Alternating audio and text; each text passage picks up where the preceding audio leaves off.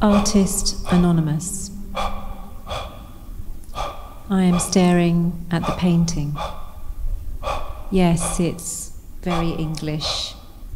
It is almost twee. It's a botanical illustration in the naturalist style, drawn with fine, purposive strokes. The artist has taken much care with his allotted task. That is his commitment to science, to record the plant, to imprint the plant's anatomy on the page, the plant's character and colour, the blush on the fruit, and also to capture this engorged, bright green caterpillar, of course. This painting is part of a much larger set. I can tell you now a trio of artists were involved in producing this work. This is clearly a confident artist with confident brushstrokes. As I encounter it, I notice something. It stops me a little.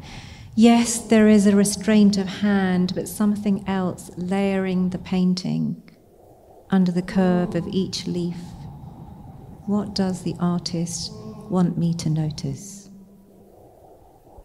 Until a few years ago, no one knew the artists' names. These paintings were rarely signed by their creators.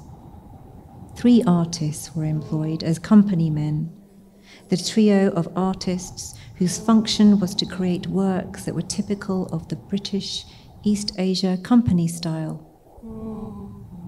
I like to imagine these artists at work at their easels.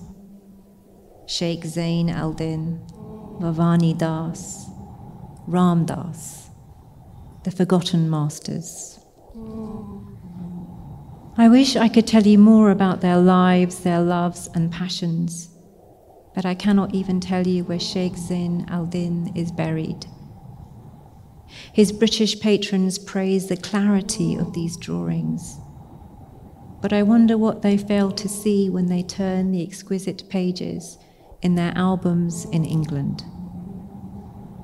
I don't know how you prefer your art, but I prefer mine with counterpoints. I wish all painting could liberate the senses. In this painting, there sits the caterpillar, fat from feeding from the jujube tree. If this caterpillar was allowed to live, it would become a spectacular creature. It would live as an emperor moth. What this painting asks us to do is to lose ourselves in the messy conflicts of empire and art and in the textures of ancient paint. Of course, we all know the true fate of the green larva. If this caterpillar was left alone, it would cocoon itself into its vast sticky jacket and emerge into an emperor moth with his 2 sets of bright mirror eyes. I want to imagine Sheikh Zain al-Din in his rooms, his children at his feet, as he instructs them on light and why the spiracles of this larva are this shade of yellow.